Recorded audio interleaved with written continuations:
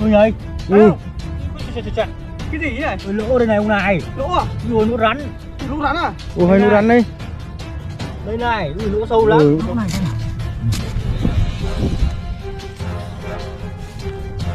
Ui ơi. Ui. Ui đấy, đấy chưa? Đấy rồi, rắn rồi, rắn rồi. Này cái lưỡi này. Đây này. Đấy, thấy chưa? Ui. Phi luôn. Ui gớm chưa? Đấy, thấy rắn này nhá. Gớm chưa? Kinh không? Vít cái ngách này, vít cái này. Lên tụ đất.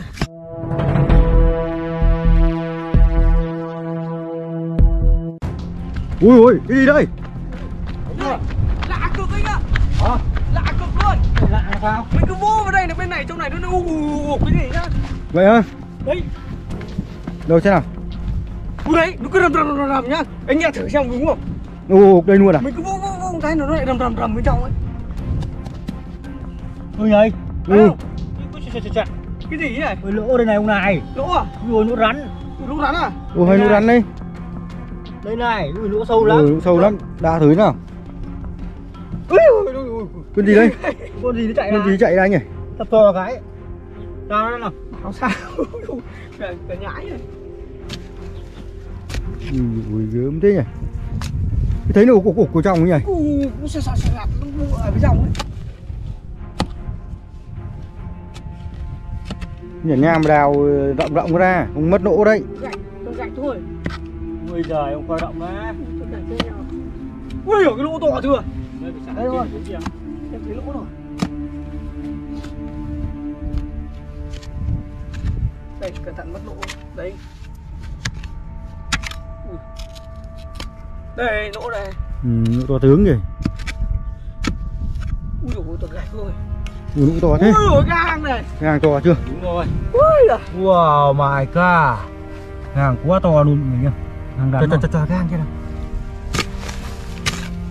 Bảo sao nhà nó rầm bên trong. Đây. Làm hàng thế. Đây, đấy chưa? Nó ụp trong này này. Đường nhận thế. Ui đường nó đi. Kinh khủng không?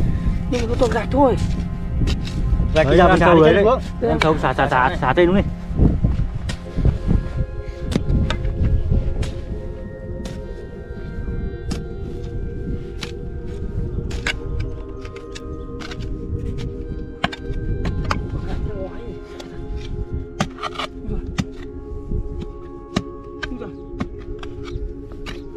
Ui giời, hang nó đi này. Hát lên đây người ta.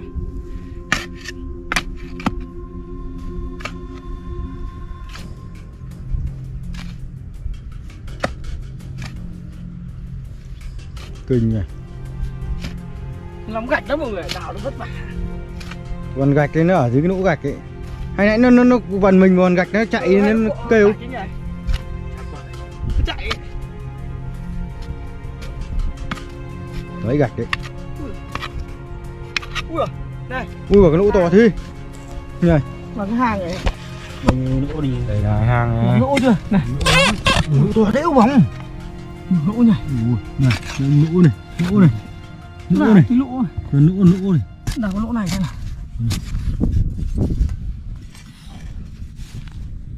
Ui ơi. Ui đấy chưa? Đấy rồi, rắn rồi. Này, cái lưỡi này.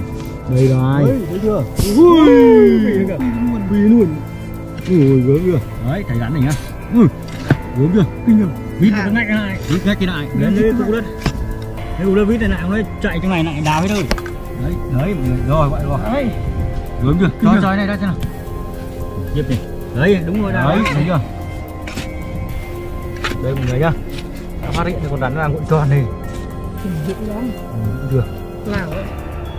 Này mọi người xem này. Gớm chưa? Kinh nhỉ. Quá chi là kinh khủng luôn mọi người nhá. Ui dài thế. Ui, khúc dài to chưa này. Wow, dài chưa? Ui. Gớm ăn chưa mọi người? Cắn luôn. Gớm chứ. Nào nó cắn luôn như sao? Con này đang chuẩn bị đồ sát nó mất một. Con này mất được rồi, đường khác rồi. Mất được. Kinh chưa? Phải như gớm nhỉ.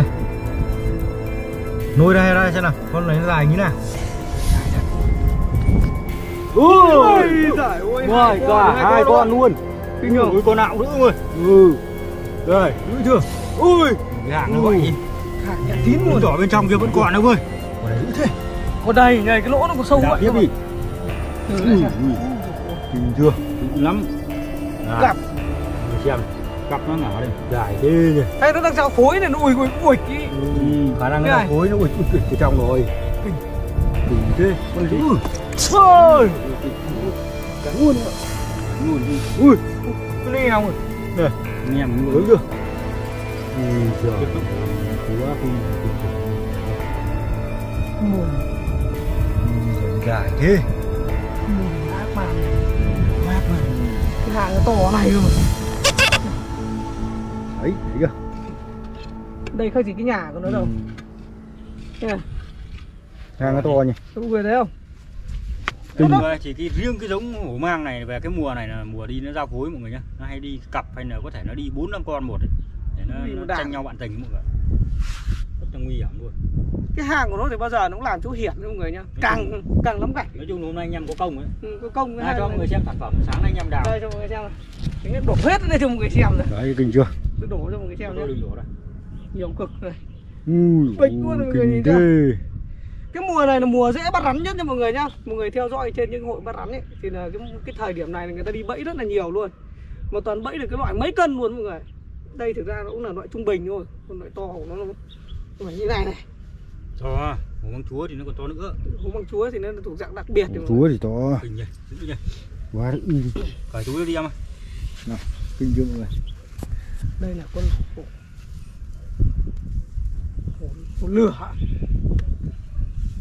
Cái giống này nó không phải là giống hổ mèo ở trong miền Nam đâu mọi người nhá. Hổ mèo thì nó hung dữ hơn. Hổ mèo cái da nó màu xanh. Hổ mèo thì lúc nào nó cũng phun độc tuyệt tuyệt. Nhưng mà hổ mèo không độc bằng loại này đâu mọi người. Nếu mà tính về độc cái loại rắn hổ đen này nó độc lắm. Rồi, ui, thơm đấy. Hôm nay có công rồi đấy. Con này nặng lắm luôn. Lắm. Con này phải mấy cân. Bỏ vào em đảo lốt cái hông rồi này. To dài này. Đứng lên bờ. Đây ông người thấy nguy hiểm lắm. Chơi với rắn là mất mạng có ngày không người. Cho nên là anh em Rồi đào nốt cái mé này xem này. cứ phải an toàn. Kiểm tra đào nốt cái mé này xem có còn không. Xả lốt này. Kiểu gì cũng còn mọi người ạ. Tại vì thời điểm rắn mùa này nó hay đi cặp kè với nhau nên là Buộc chặt vào không nó ra đấy. có thể có cả chục con rắn luôn ấy. Xả lốt này. Nhắc cái Ý này buộc chặt vào không nó đũi ra nhá, cái túi cước hay bị đũi lắm đấy. Ngay hết rồi. Hết rồi. Hết rồi mọi người ạ. Vậy là nó chỉ có 2 con rồi mọi người ạ. Thì bây giờ anh em sẽ tiếp tục cái cuộc hành trình của anh em mình mọi người nhá. Là đi săn hết cái cánh đồng này luôn. Mọi người xem thì nhớ bấm theo dõi ủng hộ anh em mình nhá. Chào mọi người nhá. Hẹn gặp lại. Bye bye.